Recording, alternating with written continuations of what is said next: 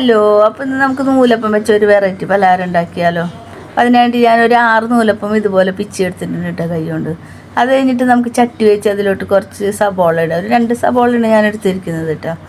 സബോള ഇട്ട് നല്ലോണം ഇളക്കി കുറച്ച് കഴിയുമ്പോൾ നമുക്ക് അതിലോട്ട് കുറച്ച് ഇഞ്ചി വെളുത്തുള്ളി പേസ്റ്റ് ഇട്ട് ഇളക്കി കൊടുക്കാം കേട്ടോ.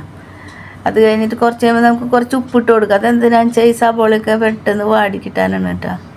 ഇത് കഴിഞ്ഞ് സബോള ഇട്ട് കുറച്ച് കഴിയുമ്പോൾ നമുക്ക് ഞാനൊരു തക്കാളി എടുത്തതാണ്. ആ ഒരു തക്കാളിയും കൂടി ഇട്ട് നല്ലോണം വഴറ്റി കൊടുക്കാം. അപ്പോൾ തക്കാളിയും സവോളയും നല്ലോണം വരണ്ട് വരുന്ന ആ സമയത്ത് നമുക്കതിലോട്ട് കുറച്ച് മഞ്ഞൾപ്പൊടി ഇട്ട് കൊടുക്കുക, കുറച്ച് മല്ലിപ്പൊടി, കുറച്ച് മുളക് പൊടി, കുറച്ച് മസാലപ്പൊടി ഇത് കൂടി ഇട്ടിട്ട് നല്ലോണം വഴറ്റി കൊടുക്കാം. കണ്ടോ, ഈ പരുവത്തിലാകുമ്പോൾ കുറച്ചും കൂടി പരുവാണ്. ഒന്നും കൂടി നല്ല പരുവാകുമ്പോൾ നമ്മൾ ആ ശരിയാക്കി വെച്ചിരിക്കുന്ന നൂലപ്പത്തിൻ്റെ ഇതുണ്ടല്ലോ അതിലേക്ക് തട്ടി കൊടുക്കാം. എന്നിട്ട് പിന്നെ നല്ലോണം ഇളക്കി കൊടുക്കാം കേട്ടോ. ഇത് കണ്ടോ, ഇതുപോലെ നമ്മൾ നല്ലോണം ഇളക്കി കൊടുക്കുക. അത് കഴിഞ്ഞ് കുറച്ച് ഒരു കപ്പിലൊരു കപ്പ് വെള്ളം എടുത്തൊന്ന് തൂക്കി കൊടുക്കുക. എന്തിനാണെന്ന് വെച്ചാൽ ഇത് അടി പിടിക്കാതിരിക്കാനായിട്ടാണ് കേട്ടോ.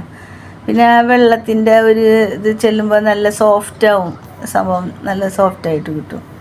പിന്നെ ഞാനൊരു കാര്യം ചെയ്യാൻ മറന്നുപോയേ, മുട്ടയും കൂടി അടിച്ചു വെച്ചിട്ട് വേണമായിരുന്നു നമ്മൾ നൂലപ്പം അതിലേക്ക് ഇടാൻ വേണ്ടിയിട്ട്. പക്ഷെ ഞാനത് മറന്നുപോയി. അത് കാരണം കൊണ്ട് ഞാൻ വേറൊരു പാൻ അടപ്പത്ത് വെച്ച് അതിലോട്ട് 2 മുട്ട വെച്ച് കഴിഞ്ഞിട്ട് ഇതുപോലെ ചിക്കി എടുക്കാം കേട്ടോ.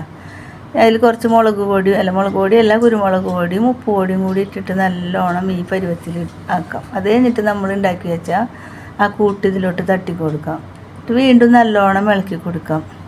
കണ്ടോ, ഇതേ പരുവത്തിലാവുന്നത് വരെ നല്ലോണം ഇളക്കി കൊടുക്കാം. കഴിഞ്ഞ് കഴിക്കാം. ഇതൊരു നല്ലൊരു സ്നാക്സായിട്ട് നമുക്ക് കഴിക്കാം കേട്ടോ.